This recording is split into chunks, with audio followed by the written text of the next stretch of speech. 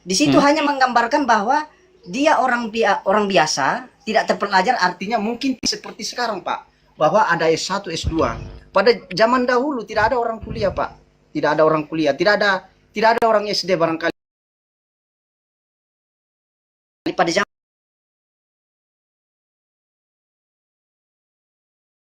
zamannya si penulis ini. Ya. Terus nanti saya tanggapi.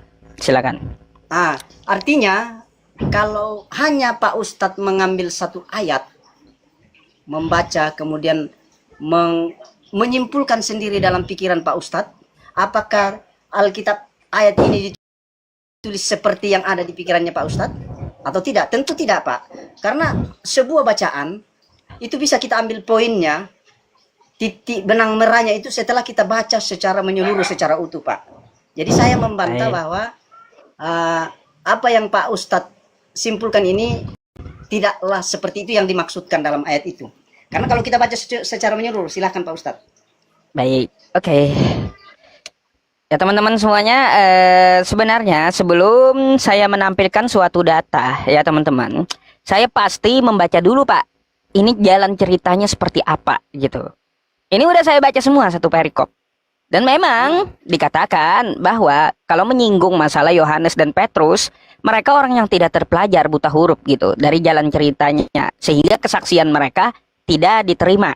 Nah kayak gitu. Nih, silakan Anda baca lagi gitu ya, sehingga kesaksiannya tidak diterima meskipun dia pengikut Yesus gitu. Tapi karena mereka melihat orang yang disembuhkan itu berdiri di samping kedua rasul itu, mereka tidak dapat mengatakan apa-apa untuk membantahnya. Jadi orang ini dia bisa menyembuhkan, tidak dapat dibantah orang karena kesembuhan yang dia lakukan. Bukan berarti dia berpendidikan. Ini orang gitu, Petrus dengan Yohanes ini. Nah pertanyaannya kan, kalau dia tidak berpendidikan, kenapa dia ada menulis surat Yohanes, surat Petrus, kan kayak gitu, padahal mereka buta huruf. Kata Bapak kan ya, dulu-dulu tidak ada S1, S2, S campur, S teler, kan memang nggak ada gitu.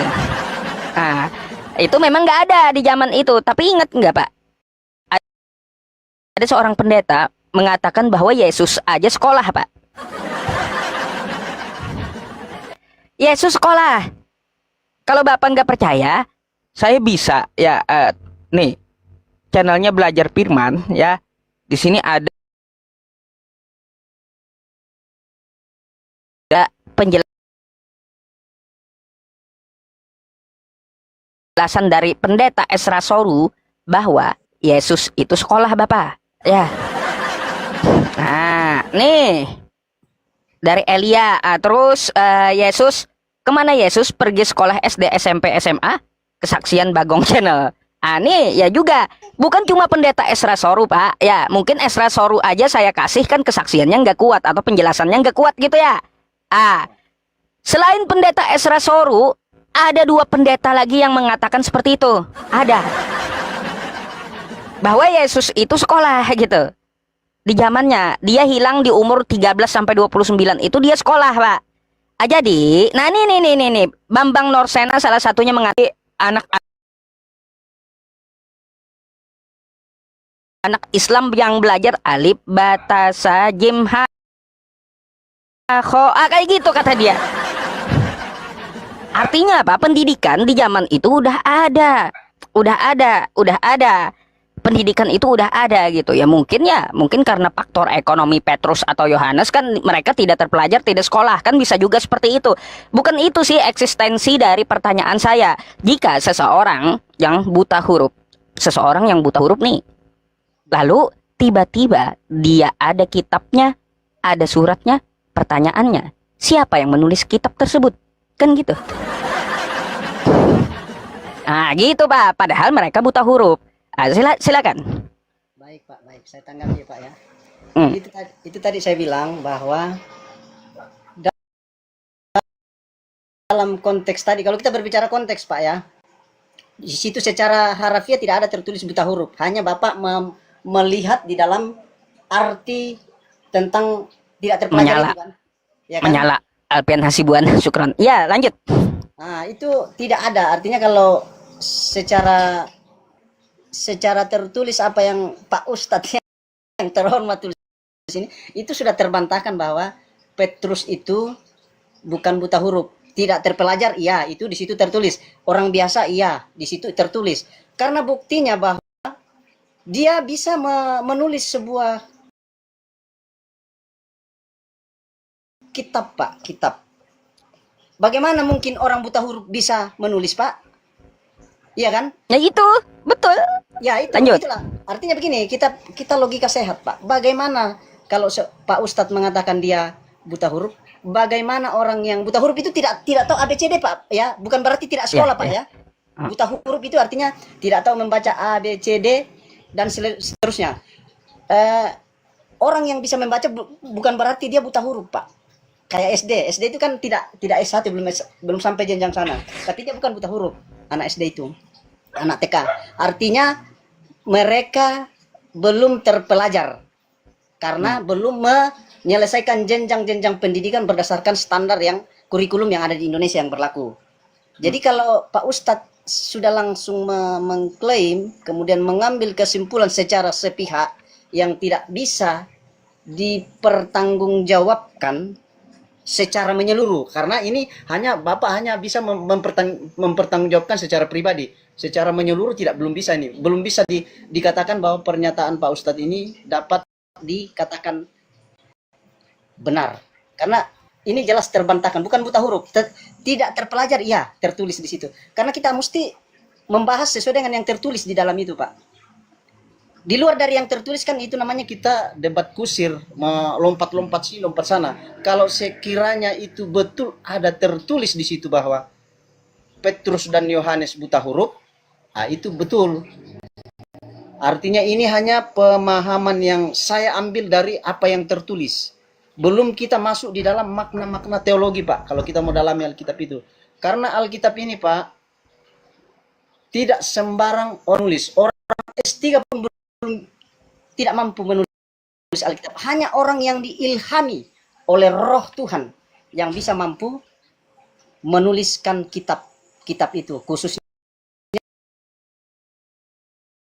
dalam kitab-kitab Kristen ini. Jadi dari Kejadian sampai Wahyu, Pak, itu tidak sembarang orang, banyak nabi, tapi tidak semua Tuhan pilih menjadi penulis. Hanya orang yang tertentu yang diilhami oleh Tuhan sendiri, oleh Rohnya, Roh Kudus.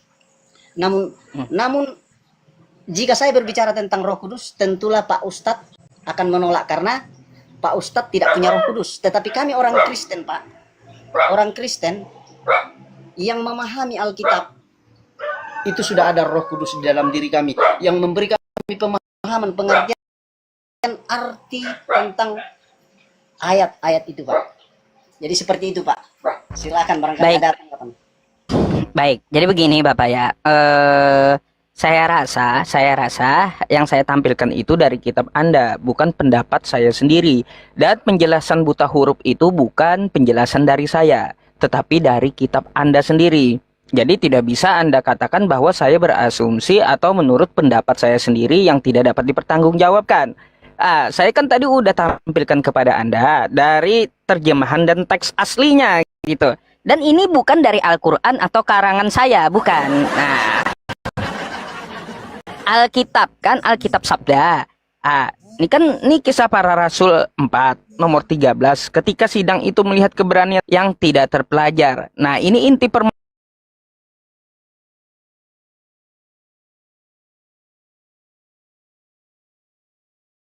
Ya, dari kitab Anda ini juga apa yang dimaksud tidak terpelajar itu dapat kita ketahui ini ya teman-teman. Ya, dengan kode 62 dijelaskan oleh kitab Anda sendiri seperti apa yang tidak terpelajar gitu. Ya, agramatos. Ya, 62 ya kodenya, agramatos. Ya, apa yang dimaksud oleh agramatoy atau agramatos? Dalam TB kan terjemahannya tidak terpelajar. Dalam API ya, unlearned, tanpa literasi gitu ya, tidak ada literasi. Definisinya seperti apa yang dimaksud? Buta huruf gitu ya, buta huruf. Jadi ini penjelasan dari Bible gitu Bang ya. Agramatos ini dari Anda sendiri ya, dari kitab Anda sendiri nih yang menjelaskan buta huruf itu bukan saya yang menulis, tapi kitab Anda sendiri. Apa yang dimaksud dengan agramatos tidak terpelajar, yaitu buta huruf. Kan terus abang tahu kan, yang namanya Yohanes ya bang ya. Mana abangnya? Bang, oke, bang, bang, yang namanya Yohanes, abang tahu kan? Yohanes ini dibuang ke Pulau Patmos oleh Kaisar Romawi dan sendiri di sana. Dia ini buta huruf, dibuang ke Pulau Patmos oleh Kaisar Romawi. Di Pulau Patmos dia sendiri. Tiba-tiba tulisan dari Pulau Patmos ada. Siapa yang tulis, Bang? Gitu. Yohanes itu ya yang di Pulau Patmos, Wahyu nih, ya. Surat yang di Pulau Patmos, Wahyu. Tulisan Yohanes. Mimpi dari Pulau Patmos, kan kayak gitu.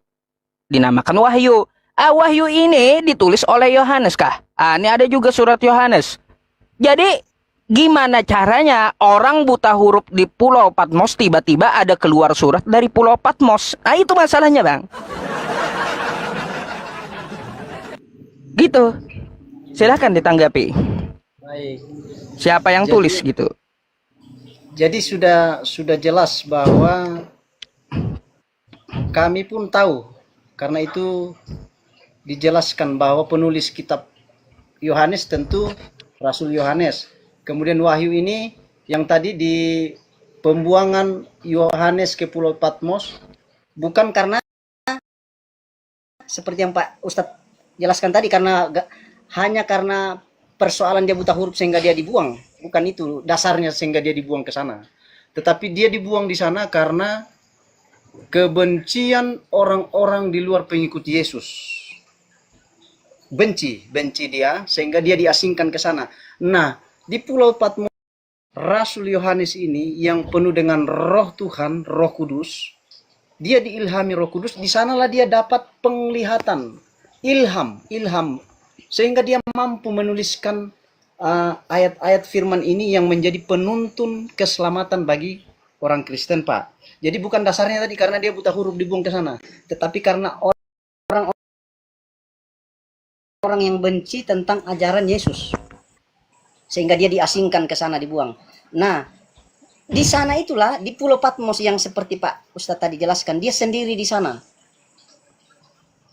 Di sana dia karena dia seorang rasul Yohanes, murid Yesus, dia dipenuhi dengan roh Tuhan, Roh Kudus. Sekali lagi saya katakan, Roh Kudus ini tentulah Pak Ustadz tidak bisa menerima keberadaannya, karena itu bukan keyakinan Pak Ustadz. Karena sesuatu yang memang tidak bisa kita yakini, Pak. Apapun kata orang, seperti apapun penjelasannya, seperti apapun siapapun datang menerangkan itu, kalau bukan keyakinan dari hati, karena keyakinan itu dari hati, Pak, tidak bisa kita terima. Jadi saya rasa bahwa apa yang Pak Ustadz paparkan itu hanyalah sebatas pernyataan, sebatas pendapat, sebatas isi hati, isi pikiran Pak Ustadz, yang tentunya dalam hal ini saya juga ingin mencerdaskan penonton-penonton yang percaya Yesus bahwa keyakinan orang Kristen tidak akan ada yang bisa membatalkan, menggagalkan, mematikan iman Kristen dalam bentuk apapun. Karena diskusi-diskusi seperti ini, Pak, justru itu mempertajam keyakinan, keimanan orang Kristen.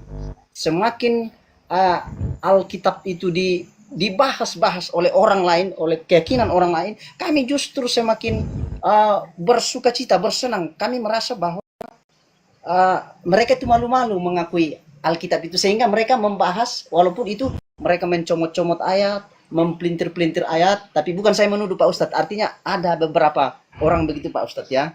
Semakin orang membahas kitab suci kami, keyakinan kami, dalam hal ini isi dari kejadian sampai Wahyu, iman kami itu semakin kuat, Pak, semakin kokoh. Bahwa kami merasa bahwa orang yang tidak percaya saja mereka membaca loh. membaca karena itu perintah Tuhan kami, Pak.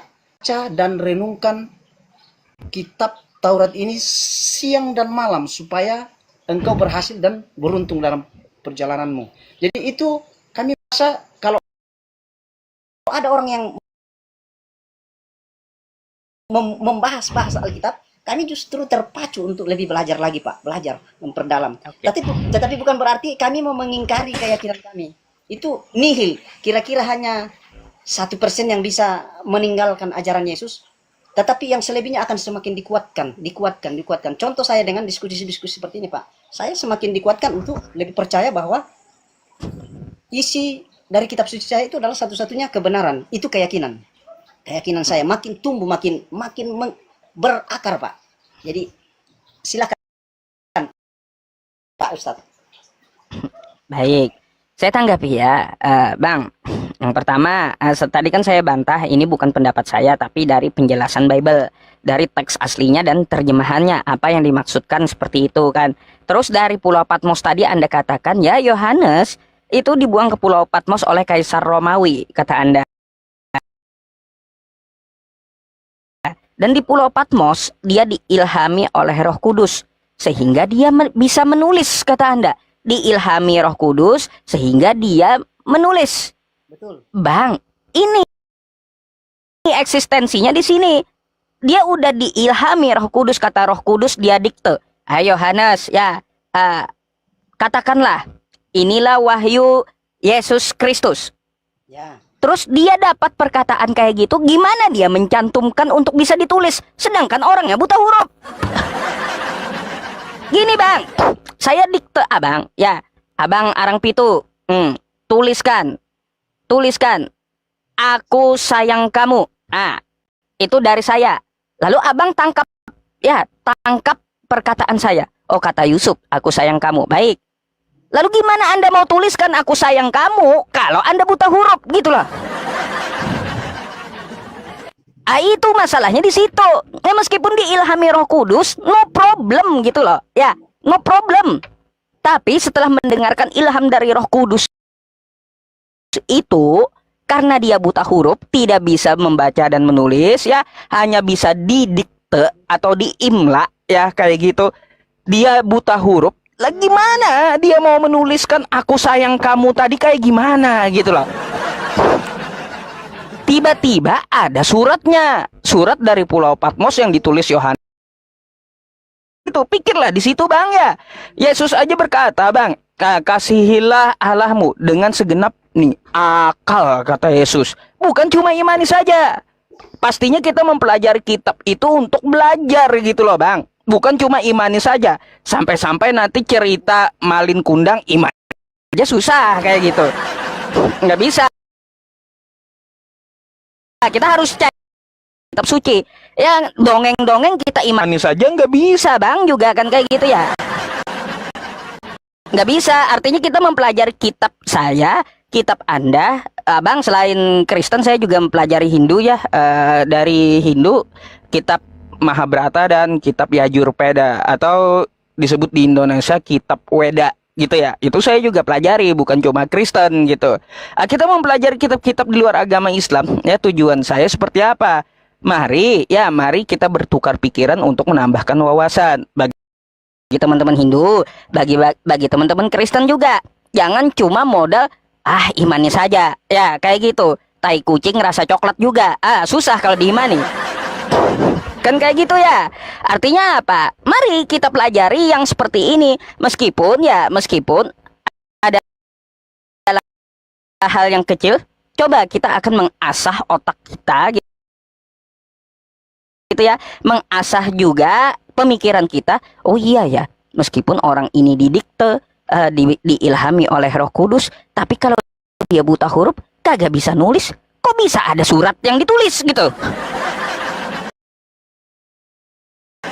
Jangan-jangan Bang, maksud saya ya, jangan-jangan ini surat malah turun dari langit ke Pulau Patmos gitu loh, maksud saya. Silakan Bang ditanggapi ya. Silakan. Terima kasih Pak Yusuf.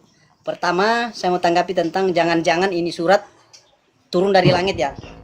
Kalau itu jelas Alkitab itu dari Kejadian sampai Wahyu, memang itu ditulis oleh tangan yang tentunya dalam hal ini bukan semua manusia, Pak. Kenapa dia harus dituliskan oleh manusia? Kenapa bukan langsung Tuhan yang menuliskan?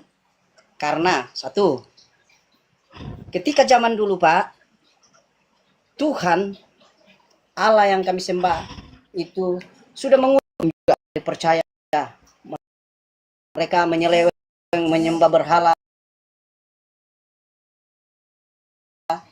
sehingga melalui dengan cara-cara seperti inilah, secara real artinya kenapa dia harus dituliskan, supaya ditahu bahwa bukan isi Alkitab ini disulap, Pak.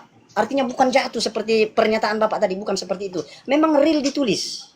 Ditulis dalam arti bahwa firman Tuhan yang melalui manusia dituliskan kepada orang yang diilhami oleh Roh Kudus. Jadi itu poinnya, Pak. Memang ditulis, bukan jatuh, bukan sihir, bukan sulap tahu-tahu jatuh. Bahwa ini kitab dari jatuh dari surga, dari Tuhan, bukan. Tetapi melalui Tuhan berfirman dan melalui mimpi penglihatan, melalui wahyu-wahyu itu, seperti kejadian yang dialami oleh Rasul Yohanes ini, apa yang dia lihat dalam penglihatan melalui kuasa Roh Kudus, Pak, itulah yang ditulis. Jadi itu yang saya mau katakan, memang ditulis, bukan jatuh, Pak, bukan tiba-tiba ada ya. Kemudian saya mau jelaskan lagi. Mudah-mudahan ini Pak Yusuf tangkap poin yang saya mau sampaikan, bahwa berbicara tentang Roh Kudus, Pak, tentu Bapak tidak akan paham. Kenapa? Bapak tidak percaya itu, tidak mempercaya itu. Tetapi bagi kami, Roh Kudus itu adalah Roh Tuhan. Sesuatu tidak ada yang mustahil jika di dalamnya terlibat kuasa Tuhan, Pak. Tentu melalui dalam Roh Kudus itu. Sehingga kalau menurut penjelasan, atau saya mau katakan pernyataan, bukan penjelasan Pak Yusuf tadi, bagaimana dia bisa mau menulis walaupun dia diilhami oleh Roh Kudus? Ya itulah kuasa Tuhan di situ melalui Roh Kudus itu, Pak. Kemampuan seseorang untuk mengingat, menulis, menyampaikan apa yang dia terima dari Tuhan melalui kuasa Roh Kudus, Pak. Nah, yang saya mau titik beratkan, Pak, apapun yang saya mau bicara tentang Pak Yusuf mengenai Roh Kudus ini, karena Pak Yusuf tidak punya Roh Kudus. Yang ada adalah roh penolakan tentang keyakinan Kristen, tentang Yesus. Yang ada artinya ini pendapat saya, Pak, bukan saya menjudge ya. Saya hanya menyatakan pendapat bahwa yang Pak Yusuf miliki adalah roh penolakan, memahami apa yang tertulis, khususnya yang dituliskan oleh Rasul Yohanes. Secara pendidikan, Bapak tentu saya pahami bahwa memiliki pengetahuan, ilmu yang cukup memadai. Tetapi sekalipun Bapak memiliki itu, tidak akan mungkin memahami isi Alkitab hanya dengan logika, Pak. Karena Alkitab hanya bisa dipahami, dan tidak semua orang Kristen, Pak, saya akui, tidak semua orang Kristen bisa memahami Alkitab. Alkitab, Pak, hanya bisa dipahami oleh orang-orang yang punya Roh Kudus. Contoh saya, Pak, saya tidak akan bisa paham-paham menjelaskan sesuatu kalau bukan dari artinya pemahaman, pengetahuan yang Tuhan taruh dalam diri saya. Itulah fungsi yang kami yakini, bahwa Roh Kudus itu mengajar. Roh Kudus itu adalah bagian dari Tuhan yang kami percayai, penolong kami, penghibur kami, guru kami. Setiap orang yang di luar dari keyakinan Kristen yang menolak tentang ajaran Yesus. Aduh, tunggu, maaf Pak. Apanya itu? Waduh. Tunggu, Pak. Waduh. Aku. Waduh, amankan dulu lah, Bang. Itu kan kalau kita lihat itu, Bang, ya, ada tuh di TikTok di PT saya lewat tuh, ada kucing licik tuh. Bisa tuh dikasih kucing itu biar dia makan itu ya. Iya teman-teman, kucing, saya ketawa terus lihat itu kucing itu. Kucing oren itu licik dia. Dia pelihara ayam atau bebek gitu, dikasih makan, dikasih minum, dikasih racun juga buat miras. Habis itu dibawa ke rumah sakit, di rumah sakit mati langsung dia makan oleh kucing tadi. Aduh. Terus ini Pak hilang gara-gara yang mengganggu ini. Jadi saya mau jelaskan lagi sedikit saja Pak. Aduh, mengganggu di sini Pak, maaf Pak ya. Ini nggak bisa kita kontrol yang di luar ini, under kontrol. Nah, jadi saya kalau gitu silakan sampaikan ya. Jadi katakan bahwa tentang Roh Kudus ini Pak, tidak bisa kita menerima, memahami isi Alkitab dari Kejadian sampai Wahyu. Orang Kristen pun Pak, kalau tanpa campur tangan Roh Kudus menjelaskan, memberi pemahaman apa poin yang bisa ditangkap, yang mau dipelajari dari Alkitab. Karena Alkitab ini Pak berkuasa. Firman Tuhan itu sepenuhnya. Kami percaya firman Alkitab itu adalah firman Tuhan yang berkuasa, yang tidak bisa Pak dijangkau dengan akal logika kami, akal logika manusia. Waduh. Tetapi firman itu harus di hati kami Pak. Tidak bisa Pak. Kalau salah satu bukti bahwa orang yang menaruh firman hanya membaca, sekedar membaca Pak, tapi tidak menaruh di hatinya, itu ahli Taurat, tua Yahudi Pak. Itu salah satu bukti bahwa mereka boleh Bang, boleh dipersingkat gitu biar saya bisa tanggapi juga, karena saya kan menghormati Anda mau open camp, tidak ada hujatan gitu, makanya saya dengarkan dulu. Bisa dipersingkat gak biar kita interaktif gitu? Oke, poinnya saja, artinya begini. Roh Kudus seperti apapun tentu Pak Ustadz akan menolak dan tidak akan menerima tentang Roh Kudus. Jadi berbicara Roh Kudus ini karena itu tadi ilham Roh Kudus kepada Rasul Yohanes yang menuliskan itu. Jadi apapun yang disampaikan oleh Rasul Yohanes itu Pak Ustadz tidak akan terima.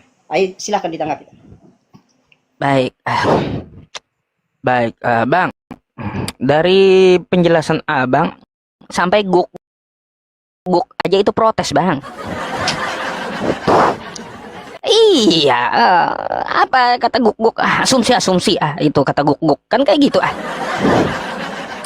Jadi begini Bang, ya pertama-tama tadi dari penjelasan Anda yang saya tangkap, meskipun buta huruf, kalau udah diilhami Roh Kudus ya kayak gitu, dia tiba-tiba mempunyai kemampuan untuk menulis. Waduh Bang, kalau gitu apa gunanya Tuhan ya memberikan akal kepada kita? Kalau kayak gitu, kalau tiba-tiba diilhami Roh Kudus, semua mempunyai kemampuan untuk menulis meskipun dia buta huruf. Bang, kalau seperti itu Bang ya, nggak usah ada pendidikan di zaman sekarang. Nggak usah ada SD, SMP, kuliah atau apa yang dasar lah, nggak usah ada SD lah kalau kayak gitu. Ya, ilhami aja oleh Roh Kudus semuanya ya, meskipun dia buta huruf tiba-tiba bisa menulis. Nggak ada gunanya itu SD di zaman sekarang kalau kayak gitu. Betul nggak? Anda pikir dah, nggak ada jenjang pendidikan akhirnya. Lebih baik diilhami aja oleh Roh Kudus semuanya. Tiba-tiba anak langsung bisa menulis gitu, meskipun tidak belajar huruf. Itu sesuatu yang gak masuk akal Bang. Memang Abang katakan, sesuatu itu kalau tidak diilhami Roh Kudus nggak akan masuk akal kata Anda. Lalu buat apa akal kita diberikan Bang? Itu masalahnya. Coba Anda berpikir di situ, buat apa akal kita diberikan? Akal kita diberikan itu untuk mencerna, terus otak diberikan untuk mencerna, ya ada akal untuk belajar kan kayak gitu. Kita bukan orang gila Bang. Orang gila juga bukan kita. Kita mempunyai akal sehat, makanya Yesus menekankan beragama itu dengan akal. Di Islam juga menekankan afala tatafakkarun, afala ta'qilun. Karena logika manusia kami ini terbatas, sedangkan sesuatu yang kami percaya ini firman Tuhan itu maha kuasa Pak, berkuasa. Dari yang kami manusia tidak berkuasa ini tidak mungkin mampu menghafal, menguasai isi Alkitab. Itulah saya katakan perbedaan antara keyakinan Kristen dengan keyakinan yang lain Pak. Tetapi kami diajarkan untuk hanya percaya lewat hati, Pak, bukan dengan kemampuan menghafal isi Alkitab itu. Banyak orang, Pak, menghafal tapi tidak bisa melakukan apa yang dia baca, Pak. Hanya dia baca saja. Tetapi kalau dia taruh di hati, itu baru bisa dia lakukan. Kira-kira seperti itu. Jadi saya mau sampaikan bahwa keyakinan Kristen ini berbeda dengan keyakinan yang lain, Pak. Itu poinnya. Tidak bisa. Kalau yang lain itu harus membaca, menghafal, menggunakan logika. Kalau kami tetap diberi akal untuk membaca, mengingat sesuatu, tetapi bukan berarti kami mau taruh di otak kami apa yang kami baca itu khususnya untuk firman Tuhan ini, tetapi kami harus menaruhnya di hati, Pak. Hati. Kenapa harus di hati? Karena hati ini adalah sentral kehidupan dari semua manusia. Itu sebabnya kami dalam pengajaran pendalaman Alkitab itu dalam event-event tertentu, dalam pertemuan-pertemuan tertentu, Pak, kami diajarkan, diperkuat di situ bahwa firman Tuhan itu sekalipun kau hafal dari Kejadian sampai Wahyu, tidak akan mampu akalmu yang terbatas itu mau menampung firman Tuhan yang maha kuasa itu hanya dengan hati, Pak. Bukan berarti kami tidak akan berpikir, kami tetap akan berpikir menggunakan akal kami dalam hal ini, tetapi itulah tadi saya katakan, ayat firman Tuhan ini dari Kejadian sampai Wahyu itu iman, Pak, keyakinan dari hati nurani kami, dari keyakinan kami, Pak, bahwa dia itu berkuasa, firman Tuhan itu berkuasa, dan itulah pedoman hidup kami, penuntun hidup kami. Sehingga saya mau katakan bahwa tadi sudah saya jelaskan juga bahwa apapun kata orang tentang keyakinan Kristen, bagi kami Kristen sejati, pengikut Yesus sejati, semakin orang comot ayat, pelintir ayat, ambil ayat satu dengan langsung mengambil kesimpulan begini-begini, kami justru semakin iman kami kuat, kokoh, Pak. Itu sebabnya ketika orang mau banyak mencomot-comot ayat, kami hanya ketawa. Bagi orang pengikut Kristen sejati, Pak, kami tertawa. Oh, dia gagal paham karena dia tidak memahami Alkitab. Dia hanya tahu membaca, tetapi poin yang mau disampaikan dari ayat per ayat itu dia tidak dapat. Sehingga ya kami hanya tertawa. Oh ya, nggak apa-apa, itu idenya dia, pikirannya dia, itu omongannya dia. Kita tidak bisa mengontrol orang berpendapat, berpikiran, berkata-kata seperti itu. Itu silakan aja.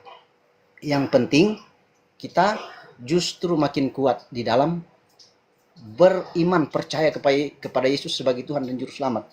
Jadi seperti itu saja dulu penyampaian saya, Pak. Kalau ada yang mau ditanggapi silakan, Pak Yusuf. Baik, begini Bang, sedikit aja tanggapan saya.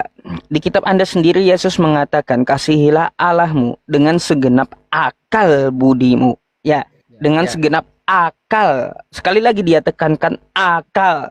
Jadi orang yang mengikuti Yesus itu adalah orang yang berakal dan mau berpikir, bukan orang-orang yang imani saja gitu.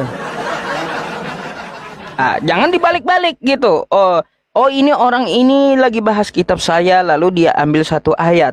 Pikirkan apa yang dia sampaikan, itu orang berakal gitu. Karena pengikut Yesus itu adalah orang yang berakal, orang yang mau berpikir gitu. Itu pengikut Yesus sejati gitu.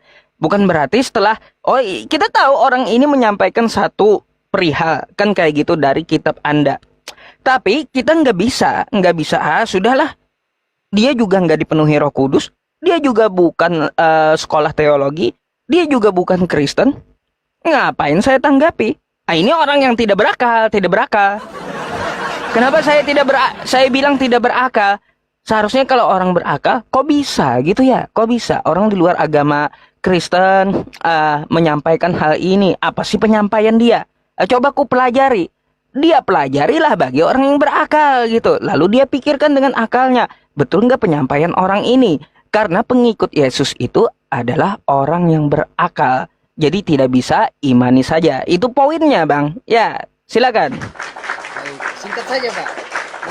Jadi karena ini dari pernyataan Pak Yusuf sendiri, karena saya ini orang berakal, Pak, maka saya percaya mengikut Yesus. Kalau saya tidak berakal, Pak, saya akan menolak Yesus. Saya tidak akan percaya Yesus. Justru karena saya berakal, Pak.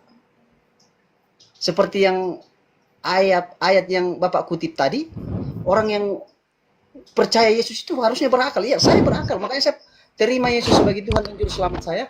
Saya percaya dia, Pak. Saya bukan menolak dia.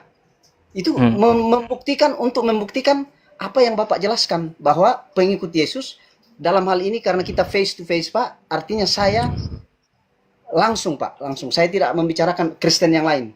Saya orang berakal karena saya percaya Yesus. Saya tidak menolak Yesus berdasarkan ayat yang Bapak kutip. Artinya itu sejalan, Pak.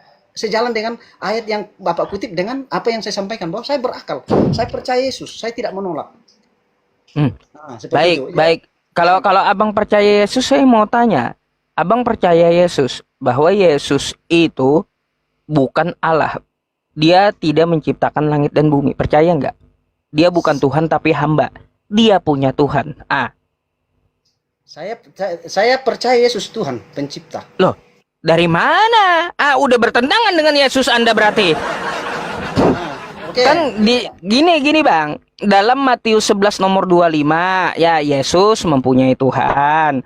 Di dalam Matius 11 nomor 25, ya Yesus mempunyai Tuhan. Di dalam Matius 12 nomor 15, Yesus hamba Tuhan. Terus Yesus tidak pernah mengatakan akulah pencipta langit dan bumi.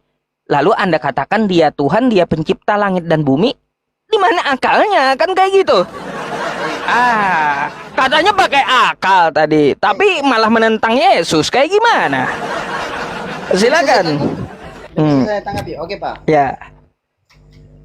Saya katakan tadi saya percaya Yesus karena saya berakal. Nah, yang Pak Ustadz tanyakan di mana ini poinnya adalah Pak Ustadz meragukan tentang ketuhanan Yesus, kan? Enggak, bukan masalah ragu atau tidak. Dari ucapan Yesus kan Anda percaya, kata Anda mengimani Yesus karena Anda berakal. Baik, Yesus tidak pernah mengatakan aku adalah Allah, aku pencipta langit dan bumi. Lalu kenapa Anda bilang dia adalah Tuhan? Bertentangan. Gimana akalnya? Kan kayak gitu. Jadi inilah Pak yang saya katakan, iman Kristen itu berbeda dengan iman yang lain. Di dalam 1 Yohanes 1 bahwa firman telah menjadi manusia. Jadi iman kami, Pak, firman yang tertulis pada zaman-zaman itu, kenapa dia harus menjadi Yesus, menjadi manusia, Pak? Pertama, karena yang mau diselamatkan itu adalah manusia, Pak, bukan makhluk lain. Sehingga bentar, Bang. Saya bukan ke situ. Yang saya bahas Yesusnya. Yang Anda bawa itu tulisan Yohanes. Maka dari itu, kita ambil, karena abang percaya dengan Yesus, kita ambil perkataan Yesus. Di mana Yesus mengaku, aku adalah Allah, aku pencipta langit dan bumi. Ada nggak? Kenapa Anda malah menuhankan dia? Silakan carikan dari Yesus, jangan dari tulisan orang lain gitu. Dari pengakuan Yesus, silakan. Baik, Pak, begini, itu sama dengan kalau Pak Ustadz meminta seperti itu sama dengan apa ya? Artinya mau meminta sesuatu yang tidak bisa Pak Ustadz terima. Nah, itu artinya akal Anda membelokkan Anda sendiri, Bang. Makanya saya mau jelaskan dulu. Ya. Itulah saya mau jelaskan dulu. Secara tertulis, Yesus itu tidak pernah memang mengatakan akulah Tuhan, sembah aku. Tetapi di dalam Alkitab, Yohanes 13 ayat 13, itu jelas di situ. Kata kamu, aku adalah guru dan Tuhan. Itu betul kata dia. Artinya Yesus mengakui bahwa dirinya dia adalah Tuhan. Tuhan.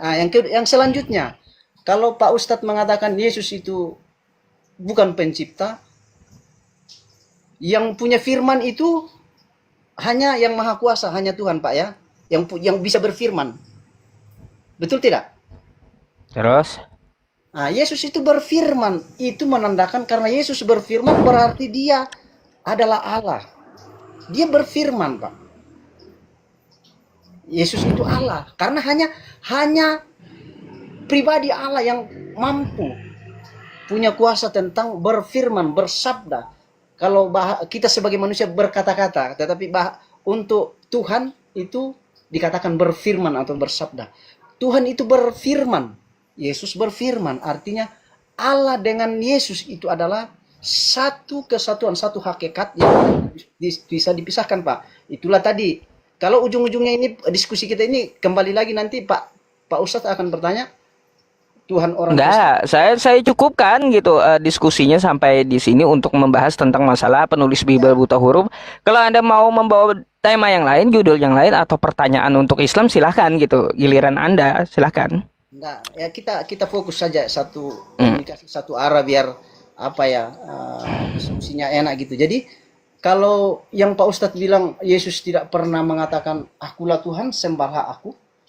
Bagi iman Kristen itu tidak penting dia harus mengatakan itu, tetapi orang-orang yang melihat bahwa di dalam diri Yesus memang ada kuasa ilahi, Pak. Sehingga kami percaya. Jadi tidak harus dikatakan akulah Tuhan sembah aku. Memang tidak tertulis dan hanya orang-orang yang melihat bahwa di dalam diri pribadi Yesus yang adalah Sang Firman itu yang menjadi manusia, memang ada kuasa-kuasa ilahi di dalam dirinya yang orang lihat. Dia Tuhan, dia penguasa hidup saya, dia yang bisa menolong saya. Satu-satunya di luar Yesus, bagi iman Kristen tidak ada penolong lain, Pak. Jadi kita fokus berbicara tentang keyakinan Kristen. Di luar Yesus tidak ada penolong lain. Karena hanya Yesuslah Tuhan dan Juru Selamat, Tuhan penguasa hidup saya, penentu, pengatur, pengendali. Hidup mati kami ditentukan oleh Firman yang adalah Yesus yang jadi manusia. Kami pun hidup diselamatkan hanya di dalam Yesus. Tidak ada jalan lain, Pak. Dan itu tadi saya katakan, kenapa hanya Tuhan yang berfirman, dan Yesus itu berfirman, Pak. Artinya dia Tuhan. Dia Tuhan. Bang, mungkin di lain kesempatan saya tunjukkan datanya. Baik. Oke, saya mau tanggapi dulu tentang masalah Yohanes 13:13. Abang tahu nggak kitab Abang itu bahasa aslinya bahasa apa, Bang? Alkitab ini kan ditulis dalam ada 3 bahasa, Pak. Bahasa Ibrani, bahasa Yunani, dan bahasa Aramaik ya. Arab. Baik. Nah, bahasa Yunaninya baik. Bahasa Yunaninya Yohanes 13:13 itu untuk Tuhan. Di situ apa? Aku guru dan Tuhan. Itu apa bahasa aslinya? Tuhan, Theos kan? Bukan Theos, Kurios. Itu masalahnya. Ya. Saya maaf, dalam hal ini saya agak lupa. Jadi begini, Pak. Kalau kita mau kembali ke persoalan bahasa, tentu saya bukan ahli bahasa Yunani, Bapak pun bukan ahli bahasa Yunani kan? Betul tidak? Artinya kita tidak boleh masuk ke ranah itu dulu. Karena saya bukan ahli bahasa itu. Memang saya bukan ahli bahasa. Ya, bukan ahli bahasa Yunani gitu. Ya. Tetapi saya paham gitu bahasa Yunani itu kayak gimana di kitab Anda.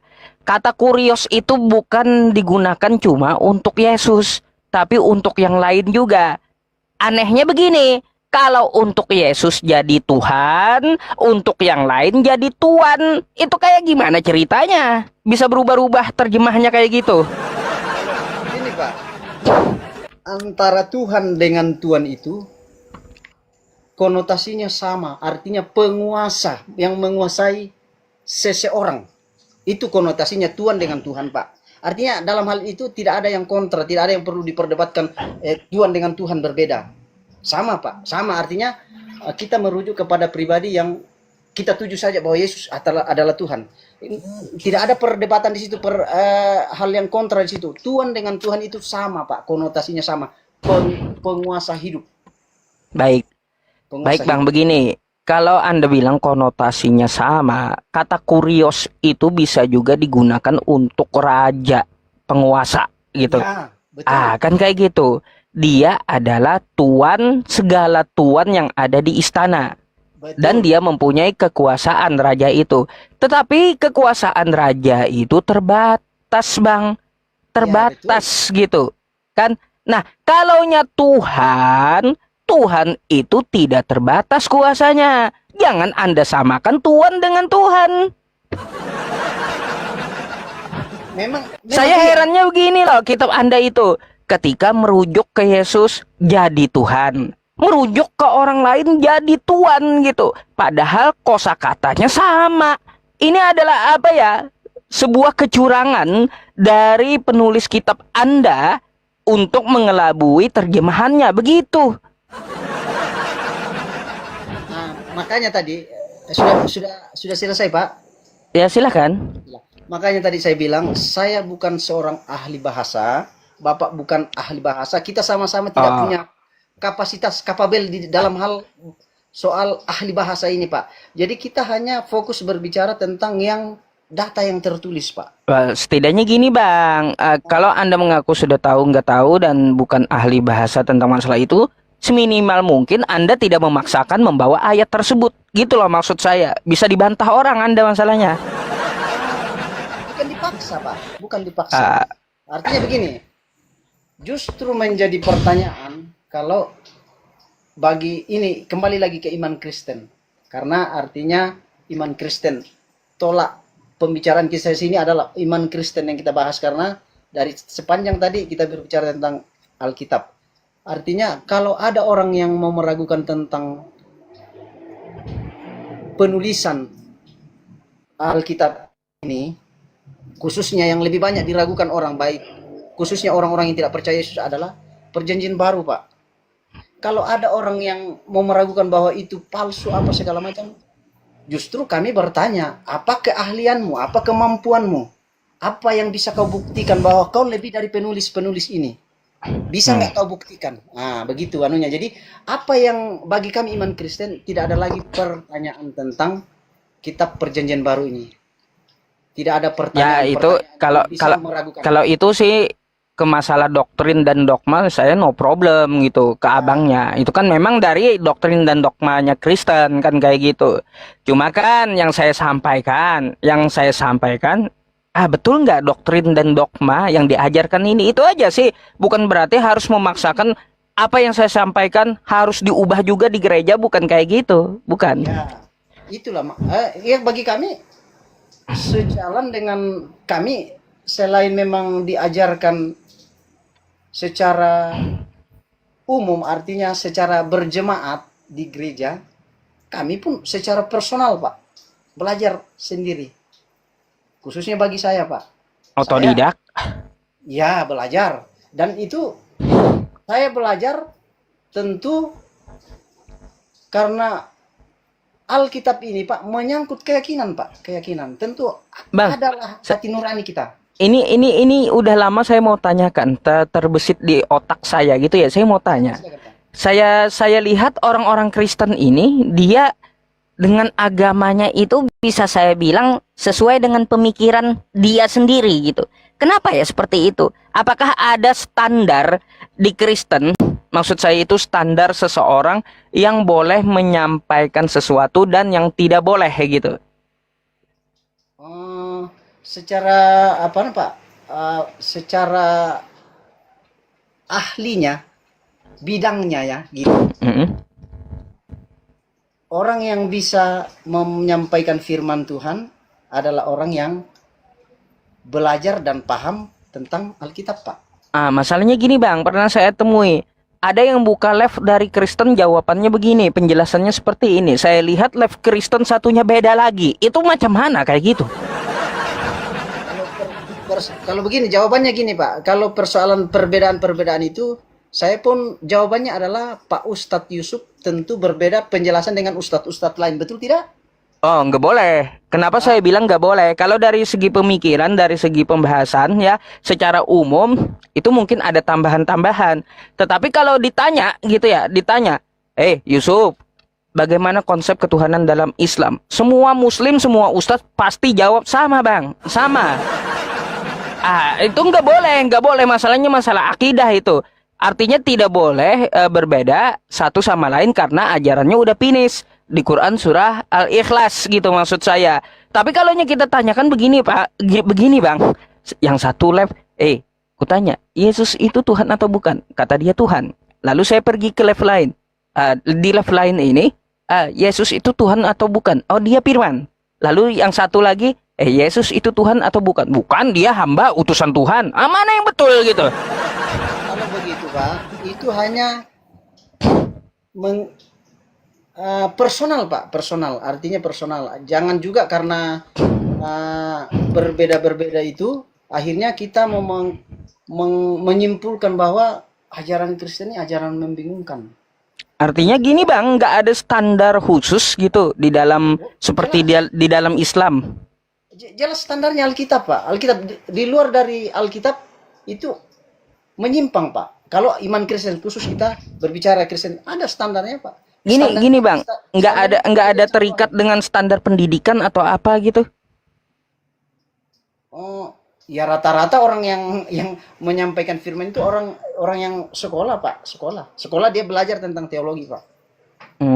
Oke. Jadi ada juga yang begini Pak, ada juga yang begini.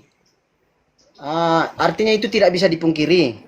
Mungkin dia secara otodidak belajar, nonton bahan-bahan khotbah pendeta-pendeta yang ini dari YouTube. Itu artinya saya hanya belum bisa apa juga dia. Artinya itulah Bang kata saya, bahaya yang kayak gitu, otodidak kayak gitu. Akhirnya apa? Penjelasan agamanya jadi ke sana kemari kan, bukan satu pendapat. Kalau di Islam kayak gini Bang, ya al-isnad minad din. Sanad itu bagian dari agama. Walaulal isnad, apabila dia tidak bersanad, laqala man syaa masyaa. Maka dia berbicara sembarangan tentang agama Islam. Nggak diperbolehkan gitu. Artinya kalau dia tidak bersanad, lalu menyampaikan satu pendengaran dari orang, lalu belajar di Google, tapi tidak ada yang mentashih dia, tidak ada ulama yang mengijazahi dia, maka ilmu tersebut ya tidak bisa dipertanggungjawabkan gitu. Nggak bisa di Islam. Nggak bisa meskipun dia menyampaikan sesuatu. Artinya kalau itu menjadi sebuah amalan, tidak bisa dipertanggungjawabkan amalan tersebut gitu loh Bang. Jadi ada standarnya di dalam agama Islam itu, setidaknya pertama dia bersanad ya, bersanad gitu. Kalau untuk masalah belajar ya kita semua pasti belajar gitu loh Bang. Seminimal mungkin ada yang mengawasi orang tersebut menyampaikan sesuatu gitu. Entah itu gurunya dari gurunya ke atasnya sampai ke Nabi kami, kan kayak gitu. Tapi kalau belajar otodidak di dalam Islam tuh, waduh, Bang, kalau otodidak di dalam Islam Bang, itu gurunya adalah setan.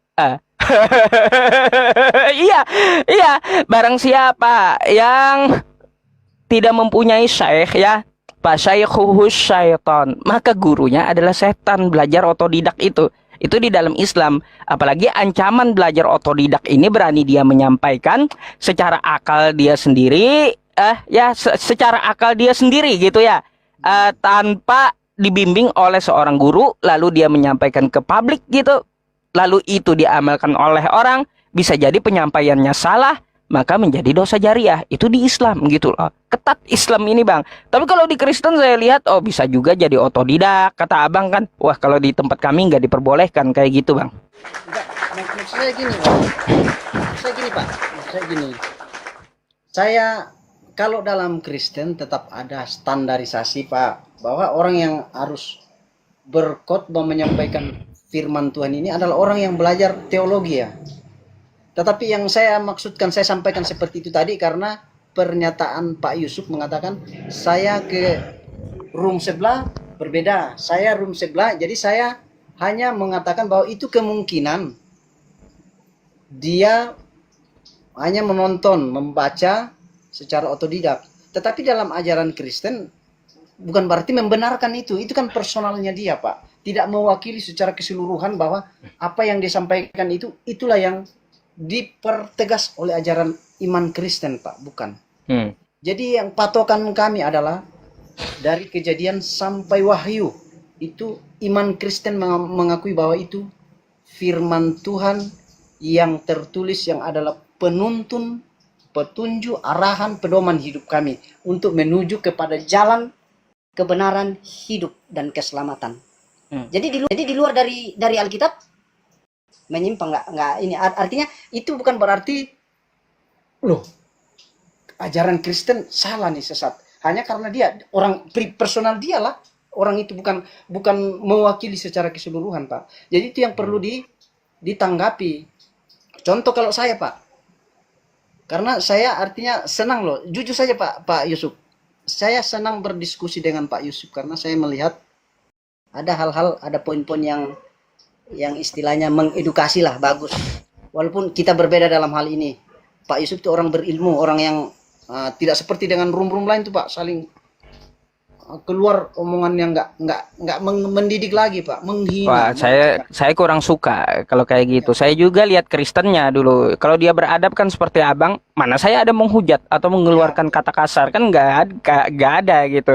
Tapi ada juga bang Kristen yang datang naik, nabimu itu menikahi anak kecil. Apa ini saya pikir?